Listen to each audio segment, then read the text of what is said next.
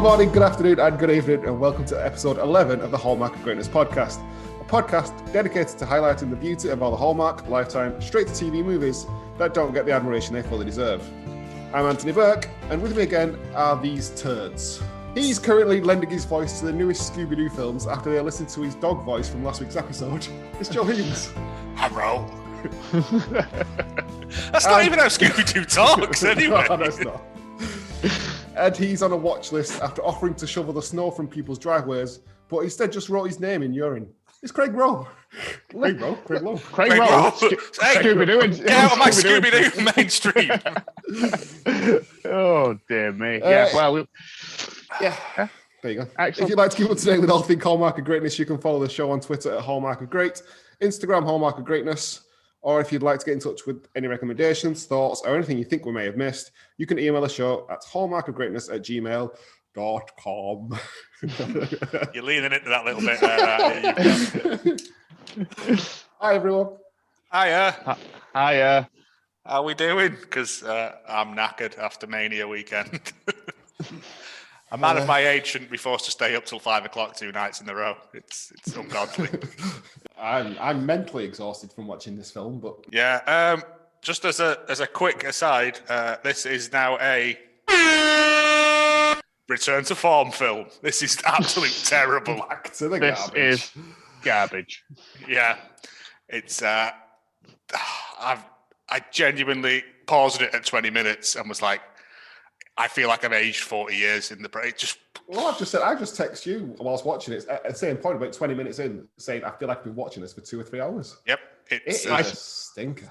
I spent the middle portion of the film Googling how to speed up Amazon Prime to higher playback speeds on the PlayStation 4. You can't do it, you unfortunately. can't do it. Nope. They've learned.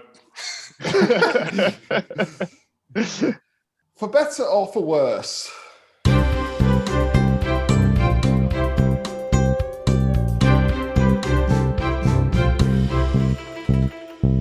I love that bit.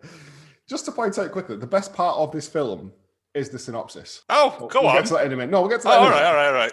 For better or for worse, Helen Better runs a female-friendly bookmakers. See what I did there? Because it's better. See, who runs books on female-friendly things like dog shows and that. Her life is turned upside down when just above average-looking Chip Worse moves in over the street with a similar concept but for men, i.e. dog fighting and stuff. Will the two rivals be able to put their differences aside and find out who has been poisoning the town's water supply? You bet they will. Oh, yes. He comes in with a tagline at the end. I wish I'd written all these down. Craigles? Pictures? Pictures-wise, literally the only thing I've got written down is she's far too old for him. No, it's not that, yeah. We'll get to that in a minute. I did put this up on the Twitter as a do your own fun synopsis. And number one superfan BG. Landlord accidentally leases to 2 companies and they both have to share the same office space with hilarious consequences, which isn't far off. Which is a million miles off, yeah. There was another one, but I can't find it now. It was basically the plot of Mighty Ducks, which I think I was being griefed at that point. Yeah. Go on then, what's the actual synopsis? This is the best part of the film. This is the best thing to do with this film. A widow who coordinates weddings meets a lawyer who specialises in divorces. That's it! That's it. My Lord, that's like... I bet that's literally the script they had and they just improvised around it. Technically correct. I mean, it is, yes. Gives you nothing, much like the film. Would you like to hear the 2-minute long trailer? No, but go on. We have to do it. No. If you don't want to watch the film, listen to this and just watch the film. Yeah.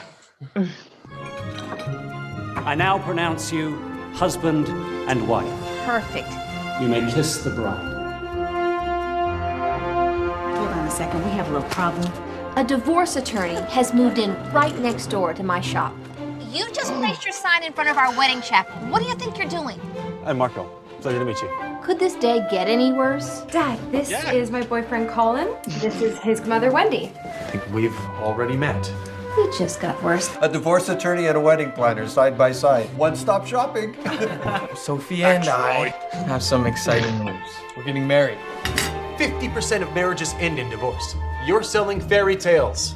Marriage is not a fairy tale. Rushing into this marriage is a bad idea. Mom, what are you so afraid of? His daughter is brainwashing my son. Maybe he's in love. My Sophia will never marry your son. Great. At least we agree on one thing. I know he's the mortal enemy. I know.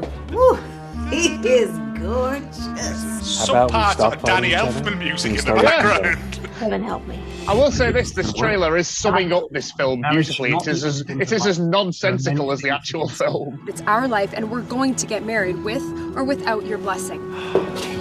How is fishing bonding gonna help? I got this, all right? Persuasion is my specialty. Are you sure you're ready to commit to my Sophia? Fishing scene in the trailer. The rest of your life? Are you even ready for this commitment? Because you know what? Maybe my father is right. I was just trying to protect you. Oh, skipping to the end. What? Love?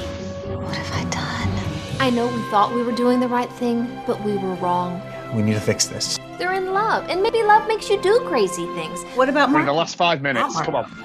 Light up whenever he's in the room. That's what about Marco. Oh my God, this is your dress. Mom, what is this? You have a wedding to catch. Marry this day in the midst of affection and love from your friends and especially your parents. For richer, for poorer, in sickness, Literally the end of the film. for better, for worse, till death do you part. Be prepared. There may be tears. There fucking won't be. No. I like the fact that the trailer does exactly what I did with the film and just forgot the whole, sort of third quarter of it. Just was like, that never happens. Because nothing really does it, in that Absolutely bit? No. No. See, I think that these trailers are doing a disservice to the films because I wouldn't watch the film now, having seen that trailer. No. Because I know the plot of the film. Watch the film, yeah. We've watched it from opening scene to closing scene. Yeah, with everything, all the other major beats in between as well. Although for some reason they kept that bizarre fishing scene in. But these trailers surely aren't. If you watch these films like they do in America on a Sunday night or whatever, you're gonna watch them regardless. I don't think the trailer's gonna do anything to. Yeah, you're not selling sway anyone on decision this either film. way. I think the trailers are there so you go, oh, that's that lady from so and then you'll watch it based on that. And that's why they leaned heavily into Lee Majors last week. They're at the front of every Hallmark DVD that you purchase. There's about 12 of them, I'm sure, before the film starts that aren't skippable. So you have to sit there and watch the plot for all of them. Do you remember that? Remember trailers and stuff? Yeah. I'm sorry. Old man Joe remembers things once What again. is DVD? Yes. Yeah, Deep vein dombosis. It's apparently about 30 to 40 quid for a Hallmark film. That's what a DVD Really? is. You can't. Every time I try and find one, it's like, that sounds interesting. I can't find it streaming anywhere. Oh, it got released on DVD. 40 quid? No, thank you. We'll give that a miss. Whoa, that's like. I assume that's £39 worth of shipping. I don't know, because a lot of them tend to get released in Germany, of all places. Big market for it? Yeah, big market for Harlequin romance. The German for Goose film stepping. is Hallmark. So Ah, well, I've learned something already, haven't we? Germans, avoid them. For better or for worse, we start off with the classic Hallmark opening of aerial shots of a town and jaunty music. Yep, cheaply shot drone shots of a lovely mountain town. I was quite impressed at the start with a change of scenery for once. Smoky Heights. I got that. Smoky Heights. Never see that again in the film. Nope. Never mentioned. Also, I have issues with if she's running a wedding thing in a small mountain town, how much work is she realistically getting? Not a lot. Well, she is, because they keep getting divorced by the guy who lives next door. Yeah. Who's It's just the moved same into town and opened up a divorce practice again in a small rural town. Yeah, it works. Her shop is called Perfect Weddings, which is imaginative. And incorrect. They're all pretty much the same. Yeah. We show her being good at her job. She touches a cake, which she shouldn't do. That was weird, that. Clearly a Unhygienic. fake cake But also, as well. when she touched what do you call it on top? Yeah, the top of that, the married couple on the top of the cake. She was clearly pressing that down because the guy holding it looked like he was really struggling to keep it in shot. We've only got one shot of this. We have to take this cake to an actual wedding. We show her, being good at her job. Yeah. By yelling at people with flowers and stuff. As she walks over to the church, she nearly gets run over by a man travelling not that fast in the car. Not fast at all. Also, if she'd have been looking at the road whilst crossing, she wouldn't have crossed because she'd have seen him coming. I mean, he should have seen her coming because she was dressed in high vis. She should have seen him coming. Don't cross if there's a car coming. She was in a bright yellow outfit. I mean, like... It was not a designated crossing area. That's jaywalking, isn't it? Is that jaywalking? It's filmed in Canada, so it's fine. She should have been more careful to a slow-moving vehicle. With him looking directly at the camera as he drove past as well. Right. I think it was the main guy in this who it was as well. Yes, I think that was supposed to be the first setup of him we see. Was him mugging to the camera as he drove.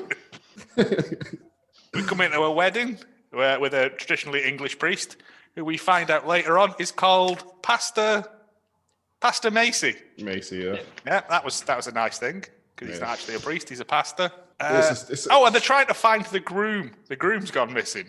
Yeah. Yeah. He's off with one of the bridesmaids. Just having a conversation in the back room with a bridesmaid. We don't know what was happening. He just says her dress makes her eyes pop. All right. Because it's too tight. Yeah. No,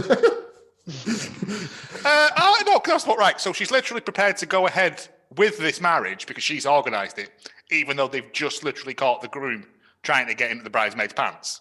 Yes. Final payment's not been made yet. Is that what it is? It's like one of that early film where you got to get 100% record. I can't remember which film it was now, but got to keep it up. Valentine's, Over the Moon in Love. Yeah. That one. Yeah. They get married against all odds and the advice of any sane person in that room. Only because nobody said if anybody here knows of a way to stop, knows why we should stop this. They never she would have said now anyway. She's waiting for that check to clear. Yeah.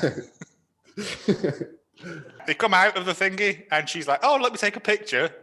And someone walks in front of her with a sign that takes a perfect non-blurry photograph of a man's I've face. written down, picture would be blurred. No way that would be. Shutter speed you wouldn't believe. Unless she was taking it in like high-speed frame mode. It's, See, as soon as you saw that, you just knew this film was going to be shocking. At this point, I'd already given up, yeah. This is where it felt like we'd be watching it for 2 to 3 hours. It's 3 minutes in. She goes back to her, to the Perfect Weddings shop and sees that the guy whose sign it was, Marco the attorney, has put a weird sign up outside his thing that like protrudes out into the street. Yeah, as far as I could tell, it was a whiteboard that they'd sellotaped a badly printed out photo of him to. But that's what it looked like. It's like those signs supposed to go high up in the street, so you see them from down the street. And they tend not to be for attorneys either. Well, I don't know. Like on American stuff, they have like lawyers. They have like estate agents on benches and stuff, don't they? So yeah, I guess so. But again, small provincial mountain town. Yeah. Well, he's moving in next door anyway. Yeah. In the same building, they have two entrances in thing. Which we do find out later has very, very poor soundproofing. Yeah. Fucking paper thin walls. Paper thin. So, she's called Wendy, I find out at this point as well. Yeah, first time we find that out. Yeah. That surprised me, that. And her assistant's called Roseanne. Yeah. Find that out as well. Again, ethnic best friend. Yeah, it's the same thing you can have that. Sassy. Her daughter is also called Rose. We find out later on as well.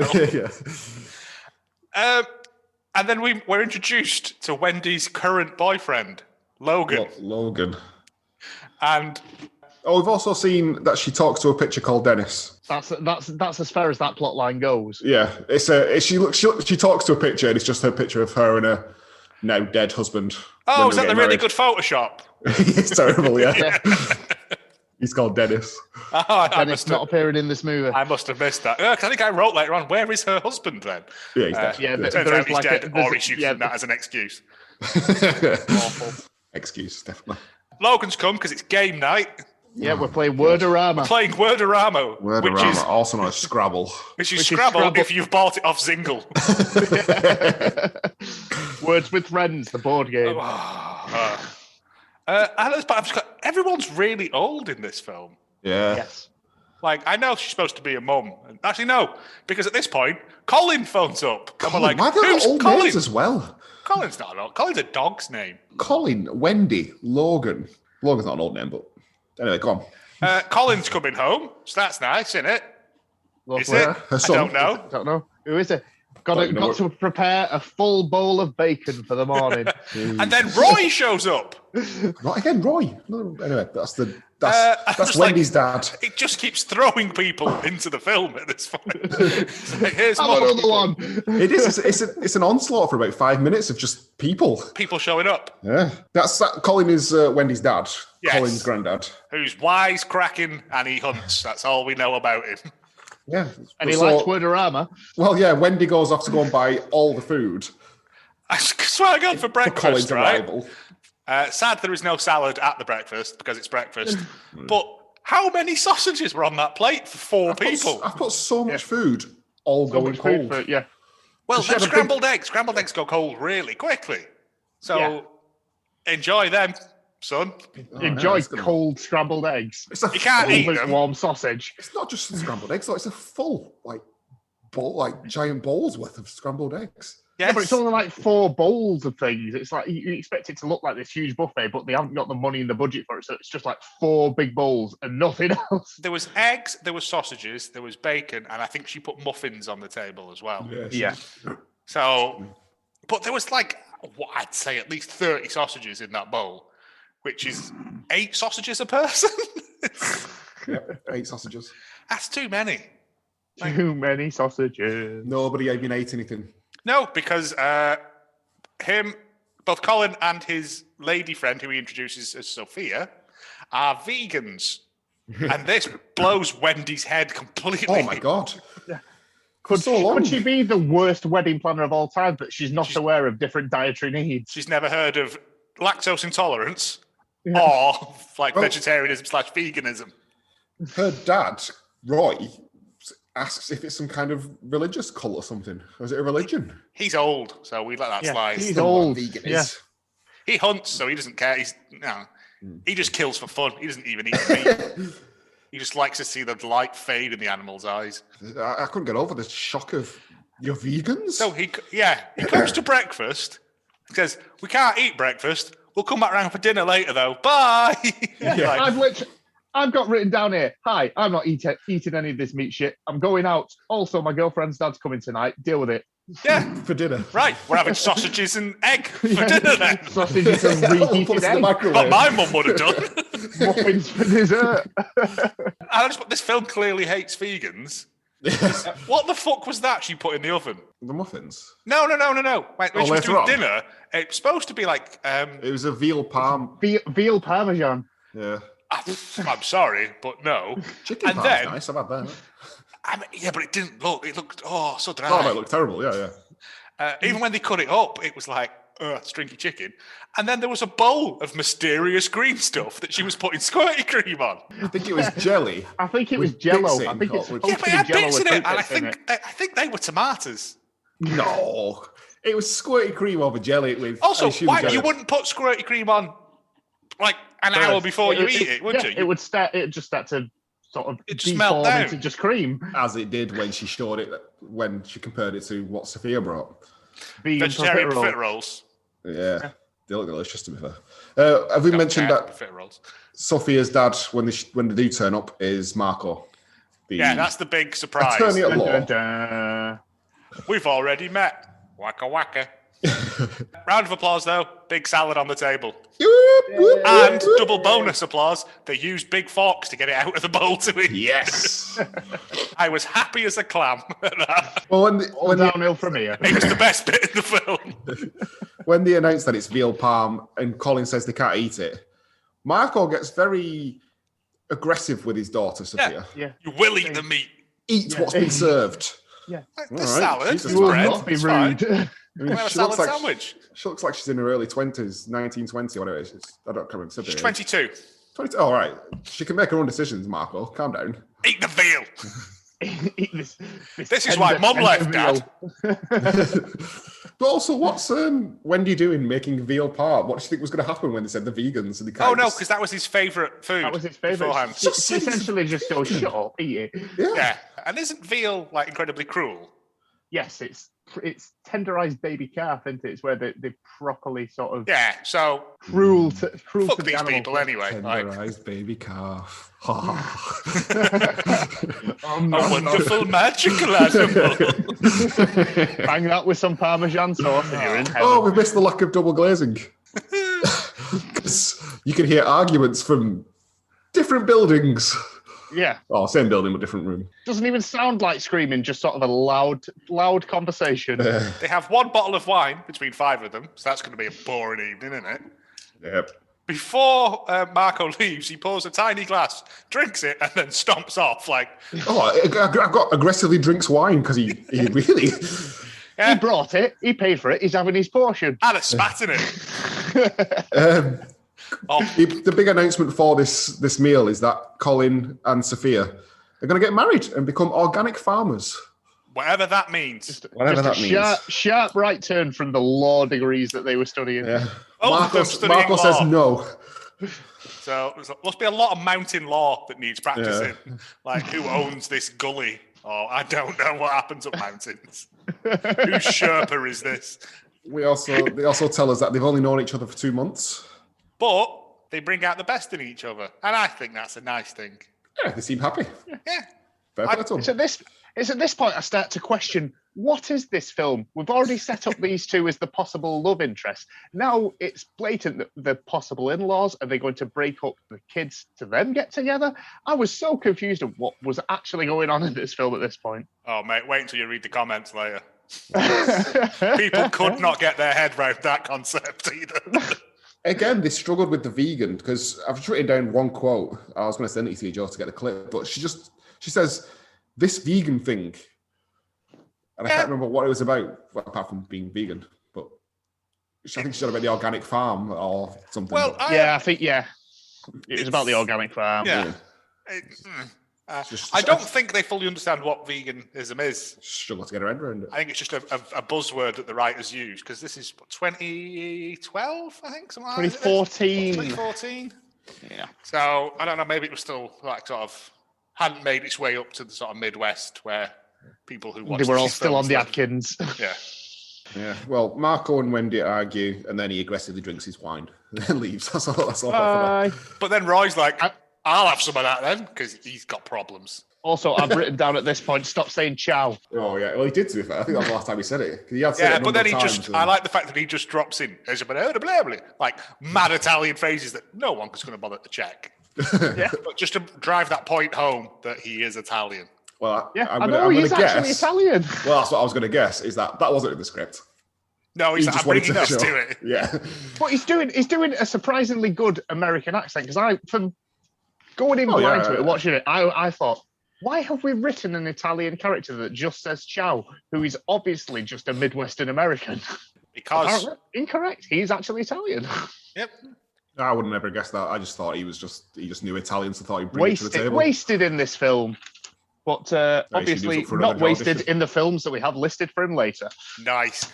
I'm assuming he was originally called Marcus, and they changed it to Marco because they were like, "Oh, Italian."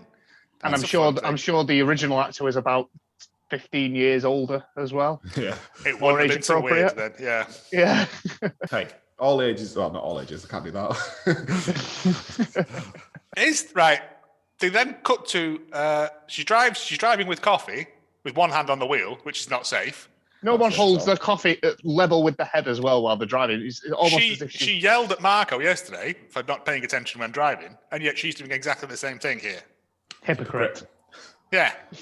Driving while drinking coffee is the same as driving drunk or something. Your reaction times are about the same because you're not paying attention. Because you're more concerned about the coffee burning you than you are the imminent death coming at you. Get drunk and drive. I know. I'm saying they're both terrible things to do. Anthony. If you drink an Irish coffee, though, it balances it out. So that's excellent. There you go. Disclaimer: it doesn't. Don't do that. Don't do that. And then we go into this coffee shop, and I'm fucking sure this is the same coffee shop they use in every goddamn film. Coffee shop, Joe. Film them all at the same time. It's Hallmark Coffee over in Toronto. It's the Hallmark lot over at Universal. It's very small. It's not a lot, it's a little. A coffee shop. Yeah. And they have a weird, awkward meet cute. Yeah. He is this where we're introduced to his love interest? Well, it's the one who she thinks. Yeah, I think you're meant to think that it's his love interest. Beverly. Emily, I didn't write her name down because I thought she's not going to feature. She's a non-character. Beverly, that sounds, yeah. She becomes quite a large character later on, Craig. Later on, but yeah, I've got, who is this woman now? There are too many people in this film. Yeah, there's loads. Like we have our love interests who aren't love interests, they're kids who are love interests, and we have our non-love interests, love interests who aren't interested in their love. The only reason for this scene is so we could find out what coffee she likes. Yeah, because that's... Logan gets it wrong, and then we go, oh, they don't obviously like each other, and then Marco gets it right later on, you think, oh, he pays attention. If we remember all the way back to episode 1, coffee is the sign that someone likes you. Just remembering their order. A complicated order. Sugar's no cream is easy. It's not difficult, is it? Yeah, sugar and milk, please. Thank you. We go back to their office and we meet the McDougalls. That's nice, isn't it? Have I missed loads of this film? No. Have we gone past Scuff in the car yet? Well, that's what I've got as my next thing. Oh, I may have missed that bit because it felt like a non-event. He just throws the keys at her and says, "Move the car yourself, you silly woman." Yes, we have missed that part. And even though, it was easy enough for her to back it out, for some reason she cut the wheel. She just turns a hard right and just scratches the car, despite other cars being around. And he's like, "Oh, it's my fault." And I'm like, it's not. Also. Oh yeah, and then she's inside and she's having a meeting with the McDougalls who are getting married. I have put here because I think it was at the coffee shop. I've put these are the worst parents / people because they keep blaming others for the child's choices. Yep. You raised them. Worst. Yeah. Yeah, you raised them. They're not making bad choices. Just because they disagreed with their choices. Maybe they don't want to be lawyers, having seen what her father's become. I can understand why they wouldn't want to be. Back to the McDougalls. They're going through, talking about weird stuff. She hates his brother because he's bad luck. Best man. It's his best man. And then he comes in and he's like, "Hey, Jimmy McDougal, going for it again, are you?" And I thought, at this point, right, if you were going out, so you were marrying someone, you would have told them, wouldn't you? Yeah. What, that you've been married before. You can't live that lie. You have the past relationship. Yeah, you have the history relationship. You can't just deny that. History, you just say, I was married once. Once you've married them, that when you mention this, they'll be fine with it because. And I've just put, this is awful. I actually want to die. I write that about 40 more times throughout the rest of this film. They are then at home, and she's like, "I know what will split them up. I'm going to phone the vicar." Oh yeah. The vicar will sort sorry, Joe. Again, I cut a lot of this out because I was bored. I did text you both about whilst watching this. Well, first of all, we've got Logan having an awkward chat to the granddad, who's Roy. And then Colin's about to leave this family meal. And as he leaves, he pretends to dry his hand on an oven glove. It's good. And it's the worst bit of, I don't know what to do with my hands kind of acting. Is, oven gloves are ideal for drying your hands because you just put them in, put them out. Dry, innit? Yeah. It's fine. I don't mind doing that. But what he did was just kind of screw his hand slightly and off he went. Yeah. He's got a meeting with the bank the next morning. Yeah. And she goes, "The bank? What before? Well, he's told you trying to buy a farm. How are you going to fund this farm?" And then, then she has an idea of calling the pastor. Pastor Macy, who she has on speed dial. Pastor overly British. Yeah, Pastor very British. Yeah, the most British character we've had in any of these films yet. At this point as well, Logan announces that he has lactose intolerance. She just because I've put, has he? Because when she phones him, I think he dashes off screen, and I've just put, has he run off to go and do his shit? It was a very subtle thing that that nearly wound me back in. I was like, is that a subtle diarrhea joke? Yeah, because I was like, that was good. I did wonder why you ran off screen. I didn't know if that was... he's like, it's the dairy in this because I have lactose intolerance. And she's like, that's not a thing. Eat it. And I'm like, she's not a very nice person. Eat it, you vegan. You vegan scum. I liked Logan was the only redeeming character in this entire thing. Genuinely nice guy. Bit dull, but he's all right. He was the stereotype of boring, wasn't he? Mr. Spreadsheet. Yeah, they seem to pick everything that they thought was boring, like the Wordorama and board games biology and stuff. Yeah, and you think, all right, riveting documentaries. Life in the Tiger. Yeah. Mm-hmm. Clearly, the writers had something against vegans and people boring who enjoy other things. Yeah. As opposed to the exciting lives they live of organic farming and coffee-based antics. I don't know. He uses more Italian phrases. And then we get to meet Pastor Macy, and I was disappointed that it wasn't a giant man made of spaghetti. Wait, what? Because he was made of pasta. Oh, see? Come on! Sorry. And then he's having a chat with him about stuff, and I'm like, can you just go and sit in a church? Yeah. Not this day and age, because I would imagine most Catholic churches in this country especially have one priest for about every 5 churches. They tend to rotate. Yeah, but you can go in and just have a sit like down one service at a time. I thought you could go in and just have a sit down and. No, they're locked up most of the time now. There's very few churches that have on-site priests anymore. Yeah, but you don't need a priest for this. Yeah, but you can't just go in unsupervised, can you? Yeah, there needs to be people someone working there.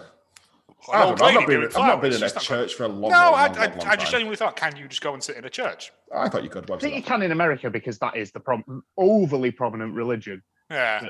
There will always be somebody on site, and they do all the things in the churches over there as opposed to just kneeling and standing up that they do over here. Spaghetti Man comes out and he's like, I endorse this marriage. I approve. He's not Italian, he's English. I approve, old chap. We have English also, pasta. Ugh. It's like a hot noodle.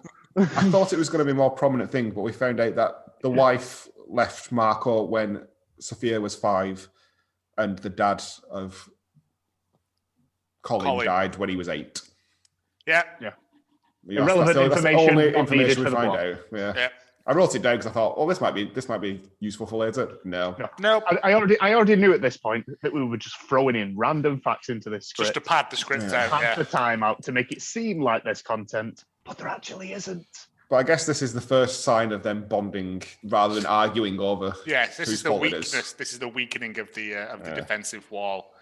They cut back to the wedding planners, and again, I have a question. Again, I don't know because why would wedding planners have wedding dresses in their shop? Surely they wouldn't. They put you onto other places where have dresses. Yeah, that is a completely different. That's a completely different business. Yeah, I just thought it was like there's not a lot of cakes in there, is there? Just felt weird to me. Actually, you could show wedding planners in an office. You wouldn't go to a party planner and say, "Oh, and also I have these dresses that you could wear for the night as well." Yeah, weird. Yeah. No, it's just to further drive home that this tiny little office that they've rented in a strip mall somewhere in Toronto for this film is actually about weddings. Vancouver, always Vancouver. Is it the Vancouver? Yeah. It's never Toronto. But Pastor Mike has failed them. Pastor Macy. Pastor Mike. I always keep referring to that after. And so Marco agrees to go fishing with Colin. Because that's what Colin's dad used to do with him. Apparently. Yeah. So he shows up with a load of gear. Right. But what are we doing? What are we actually doing here? Is he trying to become the father figure? What is actually happening? It seems like two films. Fishing. Well, you said there's a bit before fishing, Joe. Oh, yeah. Well, he shows up because, we're going to go fishing now. And he's got all the tags and stuff on him, which is a funny bit. Yeah. But then as Colin walks off, again, they did one of those classic, we'll leave the camera rolling and get some extra footage. And Marco just goes, "Where'd you go? There you are." They're my favourites, them bits. Improvised. 12 years at Second City for that. I'm asking the question, see if you two both know. Would vegans go fishing? No. Because especially this guy, his reason for becoming a vegan was that the cruelty to animals. Yeah. It was the secondary reason. The health benefits were his first reason. But and that sweet ass was the other one. Yeah. You're putting a hook through an animal's face. Yeah. And then throwing it back into the water. To go again. It's incredibly cruel and mean. And then you take them out of the water, so they're suffocating, to take a picture with them and throw them back in. It's a knobhead's game. Yeah. That's right. That's what I assumed, but no. But he's doing it. I think he's not eating the meat, but he's prepared to kick some about a bit. Yeah. To get to know Marco, his future father-in-law. Well, I assumed Marco was going to have a chat with him about, don't be getting married, it's a bit too early or whatever. He just seems to go along with it. He's like, yeah, fine. Well, this was the confusing thing, because I'm assuming he took him out there to have a chat with him and say, like, you don't want to get married, this is how it goes and stuff. And it didn't end up like that. Not at all. Right, well. We then move on to, they announced that they're going to go and see the farm. No. Yeah. We cut back to the wedding shop where they're putting a bride's dress and a man's suit next to each other. But the man's suit is on a table and the trousers are like only table height and they've put shoes there. So it looks like it's a wedding suit for a little person, which I thought was nice. It might have been. It might have been. I don't think it was, but they cater to all types in Smoky Heights. Yeah. Smoky Heights.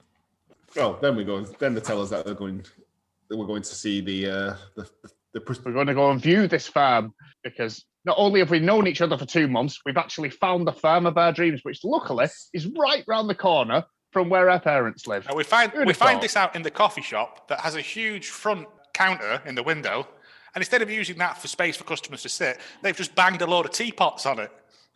Really? Which annoyed me because I was like, that. No, it's. I think this is the point of the film where I was kind of half looking, half going, oh my God, we're still going.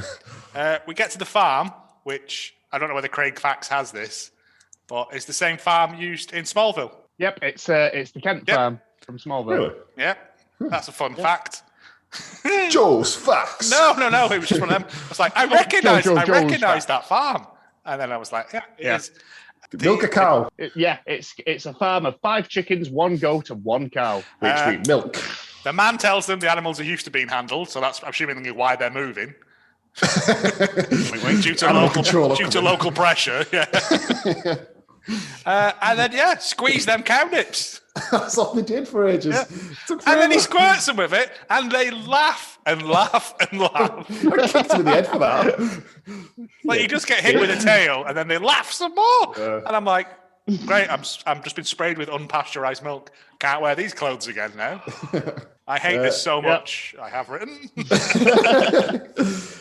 Colin and Sophia, whilst walking the grounds, decide they want a simple wedding at the farm that they've yet to buy. It's not about to Wendy's horror having a simple wedding. Yeah, worst wedding planner ever. Who's ever done a wedding planner that's only done weddings at this one chapel with this one priest, and that's it. And then the church hall, and then that's if you want your wedding planning, come here. If this farm is so good, why are they selling it? They never said. They're old. They weren't old. They were younger than Wendy. Yeah, they were younger than Wendy, yeah. And Marco then gives his daughter a prenup to sign. At the appropriate time. Yeah. He just whips it out of his jacket pocket, like, not have to sit down and have a chat and say, look, you might want to sign this just in case things go tits up, whatever. Subtle as a brick through a window. Sign this. Now, prenups. Yes. Guarantee you what you had before you got married. Yes. It's usually an agreement of... What's mine is mine and what's yours is yours, and anything after we're married gets split between us. Yeah. They both haven't got anything, though. They're both law school dropouts. It's a worthless piece of paper. But it's lawyer talk. It doesn't make sense, though. Divorce lawyer, prenup. It's like someone getting a prenup with me. I have nothing. You can't take half of Nant. Yeah, you're right. Neither of them had anything, so it makes no sense. Nothing. Logan is a fool. A fool? Because he gets the coffee order wrong, doesn't he? No. We find it, That coffee order of 2 sugars, no cream, he gets it completely wrong because that's difficult. But Marco gets the coffee order correct. Symbolism. Yeah. What symbolism, though? They're in-laws. There's no symbolism needed. Yeah, but as we discovered the other week, step siblings can marry. It's an awkward conversation. So there's no reason that these two can't There's marry. no reason, Yeah, but it isn't the height of romance, really. I met when our kids got married, and now we're getting married. Technically, If someone told you that, your response would be, "Wait, What? so hang on, draw me a diagram." This is worse than Game of Thrones. Not illegal, but I would say probably frowned upon. Oh yeah, that's a confusing. That's when it comes to who do you think you are, it's going to be a nightmare to work out. Yeah, it's is it movie night at their house with Logan, and he brings Life in the Tiger, a documentary, which I would rather be watching. National Biology, Which I would rather be watching than the shit I'm having to watch right now. Yeah, he's got a badge, an NBW, which is the National Biology Week badge. Yeah, which I kind of want. Pause there for a second. Go on. We have skipped the part where Marco and Wendy decide they're going to work together, and that they're going to use Colin's ex in a bid to. Who works for Wendy? Yeah, they're going to use, I think she's called Emily. They're going to try and because they were very much in love a year ago. They're going to try and use, which is just a dick move. Before he went away to do his 1 year, he didn't even finish 1 year's worth of law degree. I mean, they were already dicks in general, but to try and use someone's ex to break up your son and daughter's relationship is cruel, really. We need that third act conflict coming from somewhere, because at this point in the film, they wrote themselves into a corner where it ain't coming from anywhere else. No, yeah, I guess so. She decides she wants to go dancing after seeing Marco and Beverly talking about dancing plans. Because Beverly, is she a dancer or a dance teacher or something? Who knows? It's never. We find out later that it's a dance for old people to get together, and Marco helps out because he's not a bastard. Yeah. Yeah. But Logan, on his way there, says that if I knew you wanted to go dancing, I would have checked for rhythmic patterns. And I was like, you should have checked Zingle on the way there, mate. Get it on your phone. It'll be or like me pipe. It's like YouTube. Yeah, he's not a bastard. Beverly recognises the National Biology Week badge and gets very excited about the most trees being planted in a minute record that they're going to break. In a minute, yeah. I was like, one person. They're not going to be planted properly, them. At most, it's like one, isn't it? Half of one, because it's very difficult. Unless the hole's already dug. Well, does that count towards the minute? Does it? Ask National Biology Week, mate, because I don't know. Okay. I'm assuming it's like Shark Week. I'll get the NBW. Michael Phelps trying to race a tree. Logan's like, I can't really dance. He goes out, stands on her toes, and then just sways from side to side, but keeps standing on her feet. I'm like, what's wrong with your legs? Yeah, Wendy says it doesn't matter, but clearly she's fuming, that kid. She's fuming. Absolutely fuming, she was. Raging. Go get me a drink, you dick, is what she says. Hallmark Swing Standards is on the CD player. Yeah. And then we get an incredibly long dance sequence. Yeah. Oh my God, it lasted forever. I actually written forever, because Marco comes... for EVA? No. Marco comes over, speaks Italian. That wasn't in the script. He asked her to dance in Italian. He didn't. He actually asked her where the library was. Then the slow dance, again, just it wasn't forever. a slow dance. That was like the tango. Yeah. That was like as passionate as Hallmark can show. Again, unless that was just the scene that I felt like it was just, it must be a slow dance because it's lasting forever. No, there was dips and everything. Oh, well, maybe I switched off. You did. We all did. It was very long. I drifted in and out while doing other things. And then once that's finished, Logan doesn't do anything apart from stand there holding 2 drinks, but he looks like he's jealous. That's all he does is, it's awkward silence for a minute. He stomps onto the dance floor and says, I've got to be up early in the morning, and goes. He gives Beverly a drink first. Yeah. Yeah, he does. So, and then stomps onto the dance floor saying, we've got to go. Yeah. So non-love interests are now also becoming love interests. So it's all. Yeah, like I said, it's wheels within wheels. They just threw everything at the wall. Yeah, nothing stuck. None of it stuck, so they just picked it up and went, "I'll do." We see a photo of Wendy photoshopped in her wedding dress. Yeah. Weirdly, Sophia is talking to Roy, which I thought was a little bit odd. Well, they're getting together. Soon to be the wedding's in-laws, happening, yeah. so get to know your in-laws, isn't it? Yeah. But they're not in-laws. That's soon to be. Do they count as in-laws? The granddad? Yeah. Grandparent-in-law, yeah. Yeah. I have no idea. I don't know how it works, but I would assume the weirdest bit would be if it wasn't her dad. If it was her dead husband Dennis's dad and he lives with him. That'd be creepy. That would be. Which I reckon that's what it is. Okay. Just for the sake of it. Just to confuse this spider diagram even more. Craig, I know no one can actually see you, but that is a very seductive Provocative pause you've got going on there. My back is fucking killing me. We got to a wedding of the McDougal's wedding. Oh yeah, I'd actually forgot this was happening. I genuinely wrote nothing down for this because I have no idea what's happening. Well, this is how they set Emily and Colin up. Oh, okay. Yeah. So at the wedding, the lady we saw from before yelling in the lawyer's office comes in, and it turns out her ex-husband is McDougal's brother. Ah, that's where the bad luck comes from.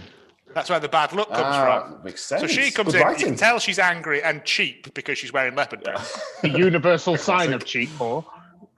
Yeah. Yeah. And then the McDougal marriage is called off because she had her doubts anyway. Gets to keep the deposit. Well, yeah, I'm sure it's non-refundable, isn't it? No, it's not with Wendy, Jesus.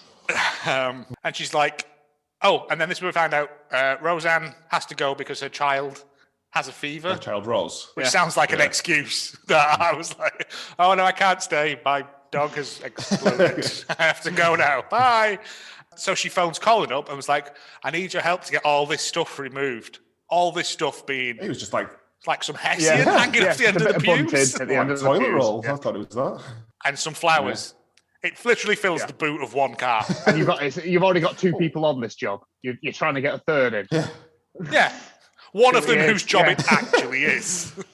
Yeah, because I think Emily's it's just the florist. Why is she having to dick about? She helps out, doesn't she? She's a nice person, I guess. She's happy living in the small mountain town. She would never want it for anything more, Emily. She didn't want the big city lights of Lawyer Town.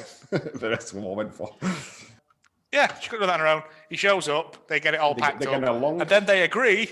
Yeah, in about 10 minutes, it would have took my looks of it. When they broke up, it was an amicable breakup. They're fine. Yeah, wasn't odd. Well, she even says, I don't know why it didn't work out. Sometimes it just doesn't. It sounds like he moved away to go to law school for 6 months. Yeah. Lawyer school. A year ago. Yeah, so that would make sense.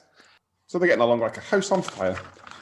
Well, yeah, and she's like, oh, you kids go and get some food. They both look at each other and go, Zeno's! Which I'm assuming is the new Gordo's. That's what I was thinking. A place we've never been introduced to in any other film would have been set up about 40 minutes ago as a place where young couples go to eat. It genuinely looks like the same building where the wedding planning shop was. It's the same coffee shop, but they've just photoshopped a different sign on the front. The coffee shop, okay. No, because there is a big long shot after they all go away, after the fight happens. There's a big, 30-second long shot of just Zeno. They must have paid money for the film or something to get advertising. Yeah. It's just a very long shot. Executive producer, Steve Zeno. I don't know why. Yeah. Hey, you come at my restaurant. I do you a good deal. Well, Sophia turns up at Wendy's because Sophia was supposed to meet up with her mum, her mum didn't show up. She wants to know where Colin is, and Wendy says, "Oh, Colin, he's at Zeno's." As if she knows. She's been in this town for 3 days now. They've been looking at fucking farms. They've not got a chance to check out the nightlife. Check out the Zeno's. I don't know. I think she forgot that he was with Emily. She realised because there's a moment where she goes, "Oh no!" But that was only after Sophia was like, "Thanks for all your help with all this, Wendy," and then leaves to go to Zeno's, and then that's when Wendy goes, "Oh shit!" Oh, she feels guilty. Right. It's more of a guilt thing. Yeah, I think so. Yeah. All right. Both work, to be honest. It paints her in a less favourable light. I think it was very much a guilt. The fact that we can't tell which one it is just shows to the shoddy writing of this film that we're having to guess what's happening. I propose hilarity incoming, like the end of Mrs. Doubtfire. Any scene in a restaurant is always going to be like the end of Mrs. Doubtfire. As far as I'm concerned. Emily and Colin are getting along very nicely, and he tells her that he's engaged. Emily's very happy. Emily's very happy for him. They're both very happy for each other. There's a little bit of touching, which I found weird. I think it's just more of a comfort kind of. I just don't like people touching me the best of times, though. So maybe that's more about me. She phones Marco, right? And on his office desk, there's a cannoli under a glass dome. Really? Yeah, and I don't know why. It's emergency cannoli. Do you know how she rang him? She typed in prenup onto a phone and pressed dial. Yeah. That was his thing on the posters at the start. Oh, okay. You know, like 1-800. 800 sexy times or whatever. Yeah. Okay, yeah. that's what I missed. I was more concerned about the cannoli. I was like, what? Does he replace it every day? Yeah, it's a special cannoli. In case of pastry emergency. Well, it might be a display model. Yeah. He's that much of an idiot. He got a solar display model and just keeps it there. Well, no, in Japan, outside restaurants, they have like little plastic versions of the food, so you can see what it's like inside. Fair enough. Yeah, and I thought it might be like that, but also he's a lawyer, not a baker. It's a fucking free-for-all in this film now. Come on. It was just like the set designer was like, put a cannoli in. Cannolis sound Italian. Yeah, and I've literally, because later on they show them eating cannolis together and laughing. So clearly that's the only Italian thing they know. Red wine cannolis. Yeah. We've watched The Godfather one time. Yeah. Who wasn't even Italian? Sophia turns up to Zeno's.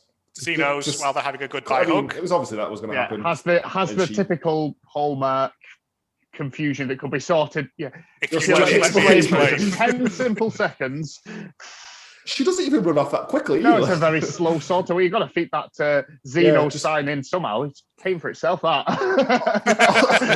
all Colin had to do is go, that was nothing. She was congratulating me for getting engaged. Yeah. It's an old friend. But then Emily would do the same. No. Because at any point, had anyone explained to her who Emily was? Yeah, earlier on. She seemed to know of Emily. Sophia did. Right, okay. So he's already told her about it. So the first thing, even though you're buying a farm together, you made all these plans, the first thing when you see your future husband and his ex having a hug in a restaurant is you automatically assume the worst. That's not a good basis. Almost as if they've only known each other for 2 months. Right. He's been honest. He's not a McDougal. He's not a McDougal.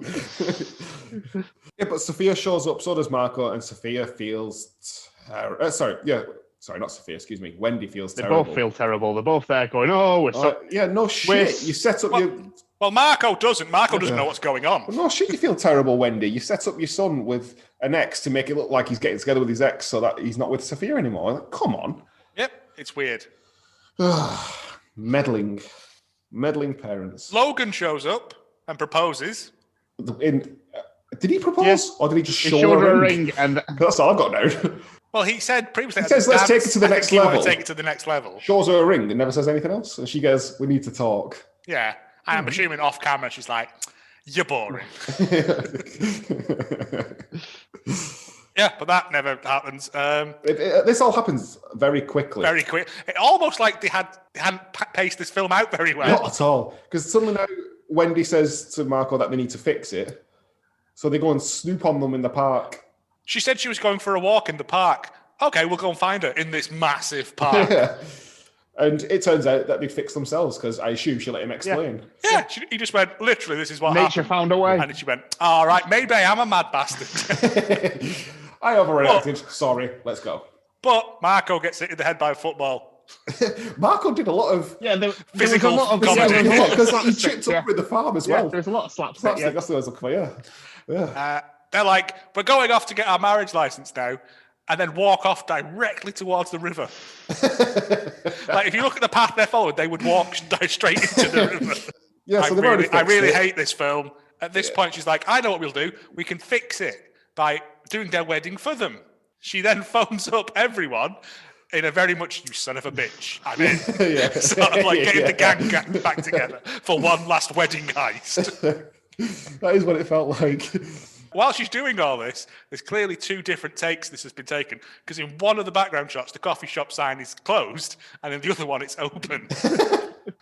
I reckon they shot the first one when it was closed, and someone went, wait, The coffee shop would be open this time. Oh yeah, crap. Turn it around. I thought, is it closed? There's people sitting in can't there. remember, yeah. Logan shows up from his Doc Holliday cowboy cosplay club. I mean, I've got question mark down here because I just cannot remember what happened. Even though He I was shows up watching and he's it, like, I've come out of my shell now, and I'm a pretty cool dude. Bye. I'm a pretty cool dude. Yeah, I do cowboy stuff Oh, now. is this where he orders a coffee? He orders 2 coffees. She wrongly assumes that it's for her, and he goes, "Nah, it's for Beverly, mate." Yeah. Because we're meeting here, because we're in love. And I'm like, good. It's been like an afternoon. It's good to see you this rebounding is, fast. this is it. Yeah, she was boring anyway. I bet she loves Wordorama, Beverly. Yeah, then we get like a weird little mini montage of them setting up this wedding. Kathy's cake, we visit to get some cake. No egg, she says. And I'm Vegan. like, fair enough, yeah. Vegan, Well done. We've accepted the veganism. Yeah, now we understand it. This is where they're walking down the street eating fucking cannolis. Okay. Yeah, and laughing. And I'm like, they're not vegan. You can't have them. Got cream in them. Yeah, but who was eating them? Those two. But if they might be test cannolis because he's Italian. Because all the food there is vegan because she makes a point of saying it. Okay. So there is a vegan bakery in this town, but she's not aware of what veganism was up until 3 days before. We just thought it was that weird shop we don't go in. It's that cake. It's just that vegans, place where the vegans, cakes vegans. taste funny. It's in the vegan district. You mean cakes. They show up at the farm and are greeted by Marco and Wendy in full tuxedo and thingy. And he hands Colin a suit and says, "It's Italian," which I'm assuming it's just a suit made of cannolis at this point. This is the most times I've ever said cannoli in my life as well. It's just a regular suit, but the pockets are filled with meatballs. Hey! Where the pasta? Also, can you get married in a day? Because the day previous they went to get their wedding license. It takes a while for your wedding license to be approved. From what I remember, it depends on the state. They're not in Vegas. No, but I don't know what state they're in, so they might be. That's probably, true. Well, Vancouver. Oh yeah. I think it depends on the state of how quickly you can get everything okay. together. They know the pasta, it's fine. It's the legal aspect I'm more worried about. Yeah. And then as they're walking down, I felt this has a very much like a Don't Tell the Bride episode. Like the layout of the wedding and everything felt very. They get married, which is nice, isn't it? And then sexy clarinet lady. Was there? Yeah, when the band are playing, there's a lady going sexy clarinet lady. I think I was just I was so fed up with this film a long time ago. Yeah, but I was happy because it was coming to an end. I didn't even realise it was coming to an end. I thought it was coming to an end 2 hours ago. Yeah, then we get. And it was only an hour and a half. Then we get dancing between 3 couples. Yeah, they're all happy now, and I think in a couple of years they'll all be throwing car keys in a bowl together. Logan, Beverly, who was it? Logan, Beverly, Wendy, Marco, Colin and Sophia. No, it was Roseanne and the dad. Colin and Sophia, I don't know where they were. Oh, consummating the marriage. What, with the cow? That's why that guy had to move on, isn't it? Yeah, it's used to it. Roseanne dancing with Roy. Yeah. Actually, he kept saying throughout the film that he had someone on the side. I wonder if it was her. Oh. Probably. I think there's only 8 people that live in this town. Yeah. Kathy's Cakes, the McDougalls. I'm fairly sure one of the McDougalls was a guest at the wedding as well. Yeah, because we've only got a small cast. I couldn't be bothered double checking, but there was a guy with like the same sort of. I assume that'll be potato-y Irish face. You can assume what you want. As the screen went to black, I was really hoping it would do one of those things where it's like. Colin went on to do so, but it was just like 2 months later, the bank foreclosed on the farm. Oh, yeah, I like to believe it is. A month later, Colin realised his mistake and went back to law school. Yeah. He married Emily, and they make a living killing animals for fun. As fishmongers. Yeah, they opened an abattoir in their mother's name. Man. That was stinker. My rating for this is genuinely the worst I've ever given a film. I give it a 0.7. Really? Wow. I was just the worst. Wow, that's cruel. The acting was awful. The acting was pretty atrocious. Everything.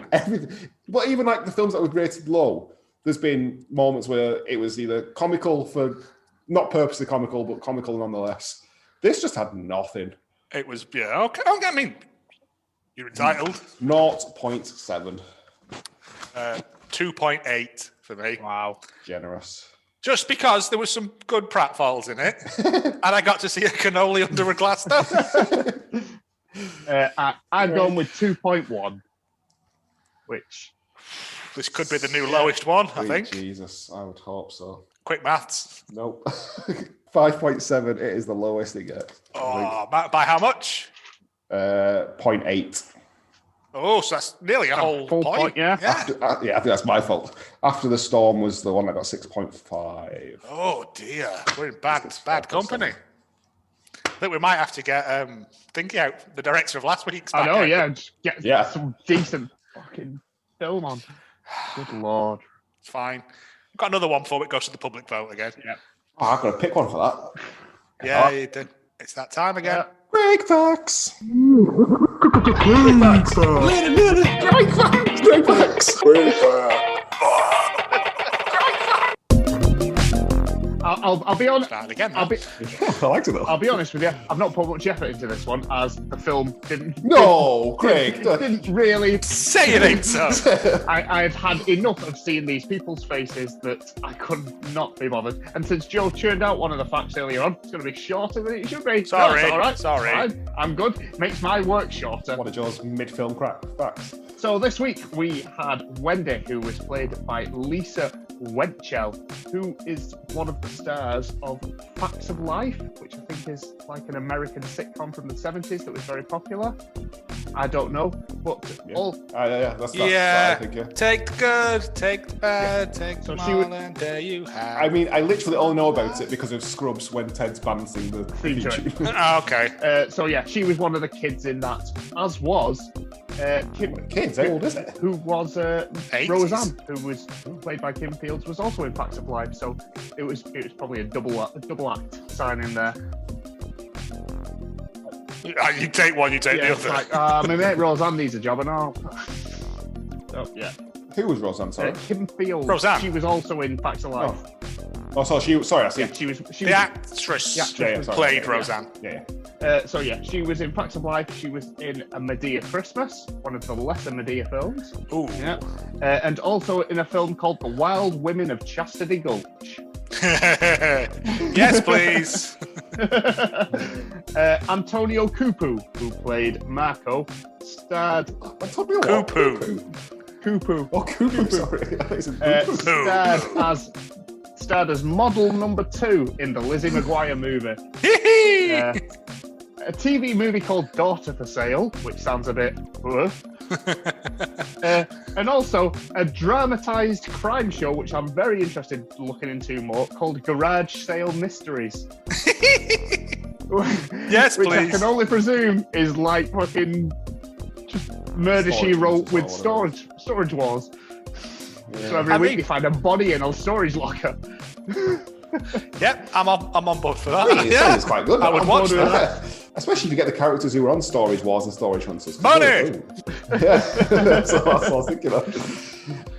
Director of the film this week was a person by the name of Marita Grabiak, who, from looking at her IMDb, is a We Don't Speak of Him, Joss Whedon alum. Directed episodes of Firefly, Buffy, Angel, Dollhouse, so was very much in that crowd. Whereas, have you got anything on the 2 kids in this film? Nothing that was of any interest. I recognised the lad from something. I thought the lad. I've noticed I think the lad was in the most recent Saw film. Right. I know he had a lot of and Hallmarky films. I noticed. She's a Degrassi alum. Yeah.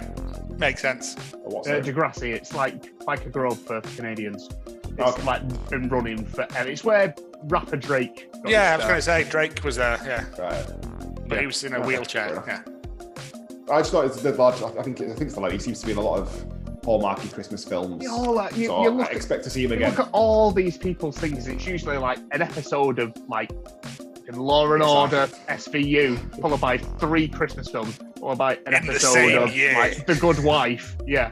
It's like you get 1 proper gig a year, followed by about 5 jobbing Hallmark movies. Yeah.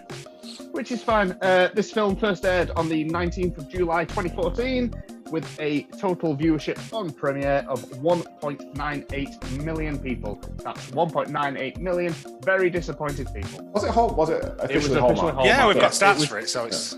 It was even before Hallmark started naming everything into their different seasons. So it wasn't part of ... season, this one, because the only season they had was the countdown to Christmas season. Oh. So bizarrely. So what date was this released? 19th of July, middle of summer. Middle of summer. Fits in. It was nice and. People are busy in the summer. They don't care for this kind of film. 1.9 though is about above average, I'd say. No, average is just over 2. I think 2 is probably your average. Will watch anything on Hallmark viewership. We've got a new original film coming on. But it had facts of life people in it. You know what I mean? That's. It had a great synopsis. Mine was bad. Man meets woman. Watch this film. Man meets woman. Yeah. Thus ends Craig Facts because, my God, I could care less about this film. Joe's Reviews. Joe's Reviews. Woo! So the woo. You know Will Smith, back it in. I'm going with a new technique today. I'm going to call the turd sandwich. But it's going to be like the double down, so it's the 2 turds on the outside and then something nice in the middle. So it's going to be bad review, good review, bad review. Because all the bad reviews for this were just like, this is terrible. I had to do some hard work. We've just done a whole film of bad reviews. So. First review. 1 star. You Cannot Be Serious by John McEnroe. No, not really.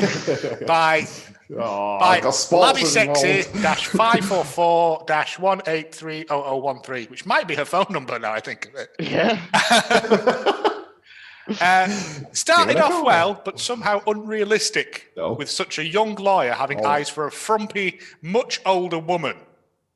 I wouldn't have said frumpy, but yeah. Frumpy seems whilst their kids at 22 years of age seem so sure about marriage, having dropped out of college seems a far stretch on the imagination. The shocker was, despite this, both parents of said kids also had feelings for each other. Ew. What they've written, not my words. No matter the chemistry. I mean, I feel like the kids had feelings for each other before. Yeah, maybe she was watching it in reverse. I don't know. It's a Dibs situation, I think. No matter how the chemistry felt, the minute they discovered that their kids were sleeping together and preparing to get married, they should have nipped that relationship in the bud very quickly. Why? They're not related. Why? It is totally inconceivable and sick on every level to think that children are married, then the parents are dating, or perish the thought, get married as well. I can just hear them with guests at the dinner table. Why should they meet my stepson, son-in-law, or meet my stepdaughter, daughter-in-law. Who comes up with this nonsense? I don't see the point with that, really. It's not unheard of. It's an awkward conversation. We joked that it was a bit weird, but it's, you know. Yeah, it's an awkward conversation and possibly alienating the kids. That's about it. I think it happens. There's only one person to visit at Christmas. That's very true. And then we'll do the nice review. This was a 10-star, 5-star, whatever. Can't remember which site. Liar! It's a goddamn liar. That's who it is. Delightful Hallmark movie by Book and Candle 24. 23 other people took the name Book and Candle. From January 2015. Hallmark produced another delightful family movie, which I enjoyed from beginning to end. I was recently kicked in the head by a horse. No, that is why I gave it a big 10. Oh, it's 10 stars. I would see this movie over and over. Christ. Oh, gosh. That's like purgatory. What could be better than a wedding planner doing business next to a divorce attorney? I don't know. Space ninja next to a pirate. It's just off the top of my head. Needles in your eye. Just spitballing. Another wedding planner next to the already existing wedding planner. A bookies that only does ladies' bets. Yeah, there's a woman called Helen Better. The story evolves into a love relationship between the two owners trying to guide their children in life who are planning to marry. The script, this is the best bit, the script was totally imaginative, comical and exciting. No, acting was That perfect. diarrhea joke, that's it. The acting was perfect and heartfelt. The only concern I had was that Wendy was much older than Marco. Marco was handsome and charming, but I think he was too young for Wendy. Was frumpy and hot. The happy ending was the icing on the cake. Now, some right. people are easily pleased. Yeah, maybe Book and Candle 24 has never seen another film. Yeah. It's like if we actually showed her a Am I the real one who road doesn't see rom-com. the issue with the age difference in the two adults? Not that big. It was obviously miscast because from what I remember reading, the guy who played Marco is only 13 years older than the girl who played his daughter. Yes. So that was the age so thing that there is obviously more confusing to me. So there is like it was obvious that spoiled. somebody else was cast in this film. There was probably another like probably the late guy 40s. from last week's film. What's it called? Lee Majors. Well, the final turd review. Miscast leads ruin the show by Yulara 7. February 2015. Okay. Pairing a 51-year-old woman with a 37-year-old man who looks 30 was not a good idea when they could have easily properly cast this male lead. It was just ridiculous, not to mention that both of their children were supposed to be 22, which means he would have been 15 when he had his daughter. By that reasoning, she could practically have been his mother in the movie instead of his romantic interest. The maths does work out if you take it that she's using the actor's age and not the age of the character he was supposed to be playing. Yes. Acting. Yes. I have enjoyed other movies with a younger guy and older woman. But it did not work at all. Anthony's special DVD collection once again. But it did not work at all in this movie. Aside from that, it was a typical Hallmark romance. Cheesy, but enjoyable in parts. It was none of those really things. wasn't. It was not at all. I'm not that picky when it comes to these types of romances, but these leads just annoyed me through the whole movie. The way they overdid the animosity in the beginning, there was no chemistry between them at all. Combined with the age differences, really reduced the believability factor to 0 for me. I think you just got hooked up on the fact that, they put a slightly younger man in than a lady. Yeah. It didn't. I mean... odd. But again, it was to me, it was more... It was miscast, but it was only because he looks like he was only about 10 years older than the daughter. It was way down on the list of my complaints about this film. I can suspend my disbelief of someone's age. Yeah. But I cannot forgive... cannot forgive the cannoli on the red glass. I want to know about that. Do a film about that. Secret Cannoli, it could be called, with Rutger Hauer. In conclusion... that was for better or for worse. Definitely for worse. I think we're all in agreement that was for worse. Yeah. Real bad times. Fucking awful. That was, what a waste of a weekend. We messaged each other throughout and said we were due a bad one. Yeah. I've had 2 weeks of good got a bad one. So yeah. It was only a matter of time. Hopefully. Yeah, please, can we have a good one next week? We'll have to find one. We'll find one. Yeah. If you've got any suggestions, recommendations, people listening, you can email us at hallmarkofgreatness@gmail.com or message us on Twitter or Instagram. Twitter is Hallmark of Great, Instagram at Hallmark of Greatness. Any final thoughts from you? Love is a difficult mistress. Love is a difficult mistress. Good night.